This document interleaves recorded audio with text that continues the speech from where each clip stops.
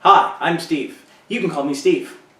On my first day at grad school, I was walking through the chemistry building looking for the lab that was going to be my home for the next few years. I came to a door that said authorized personnel only beyond this point. I stopped for a second before I realized I was authorized personnel. And that sense of belonging was a great confidence booster. Unfortunately, that was probably the last time I had that sense of belonging for 3 years. Imposter syndrome is exactly that, feeling like you're an imposter in your job. It's very common in many high-performing professions, but since I have a sciencey theme going here, I'm going to stick with science. Someone with imposter syndrome underestimates their own accomplishments and doubts their own worth. Anything they do accomplish, they'll put down to luck, rather than their own hard work and talents. And it's only a matter of time before they're exposed as a fraud. This has been noted among high-achieving women for decades, but in recent years it's been recognized among men as well. This isn't to say that men have only recently started having imposter syndrome. It's just that in the past we were expected to suck it up and get over it. Doing science today is hard. There's a lot of competition for very few resources, which means a lot of very talented and deserving people aren't going to get a piece of the pie simply because the pie is far too small. Going through rejection after rejection after rejection when applying for funding or jobs is extremely wearing on the self-esteem, especially when you see other people succeeding. You start to internalize that failure and wonder if you're doing something wrong or if you're just not good enough. On top of that, science itself is difficult as well. Sometimes experiments just don't work. Sometimes they consistently don't work for months or even years. And there's a lot of pressure to produce results and write papers. You start to wonder if there's something wrong with the experiment, or if there's something wrong with you. When everyone else can do something right and you can't, you question your competence. When something finally does go right, you can't help but think it's just a statistical fluke. Imposter syndrome makes it difficult to make an accurate assessment of your skills. Sometimes you're adequately talented, but not perfect, and that's okay. Sometimes you are legitimately bad at something. Being bad at one thing isn't the same as being bad at everything.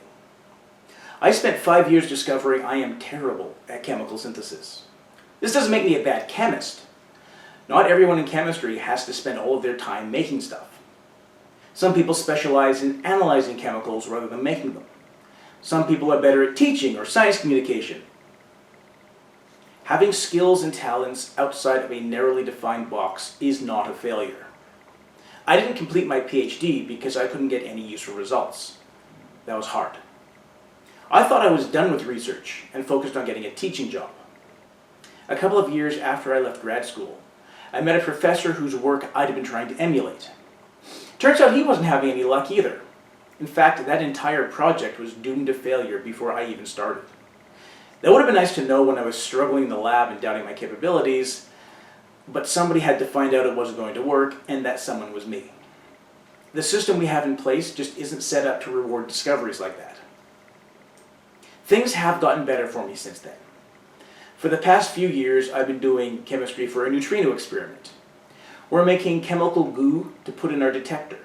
I may be terrible at synthesis, but our method of making the goo is so simple that even I can do it. I also have something my particle physics colleagues lack, and that's an in-depth chemistry education. I have the knowledge and the expertise to understand and explain all of the chemistry problems that come up.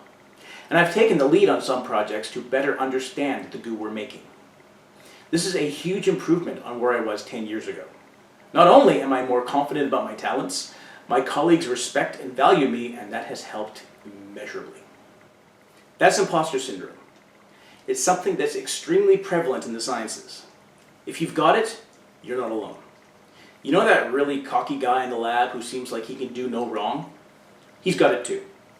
You know that colleague who quietly and competently goes about her work, never seems to need help, and always has interesting results to show at group meetings? She's got it too. If you're struggling, that's normal. Go and talk to your prof and ask for help. If you're struggling mentally, your institution or your community should have resources to help with that as well. If you've been accepted to grad school, you belong there. Even if you don't look like me, or aren't straight like me, or need disability accommodations that I don't, you belong there. If your talents aren't what academia says they should be, that's not failure. If the job market fails to recognize those talents, that's their screw-up and not yours. You belong in science. Finally, if you're thinking about quitting, that's not a failure. I withdrew from my PhD program because I couldn't get results. The only advice I would give is to make sure you've made every possible effort to succeed before withdrawing, because otherwise you'll always wonder if there was something else you could have done. If you're struggling because of health or financial troubles or a toxic workplace, that is not a reflection on you or your worth as a person. I wish I had something uplifting to say, but the careers of too many talented people are ended by those situations, and that is one of the great injustices in science today. Thanks for watching. I've been Steve.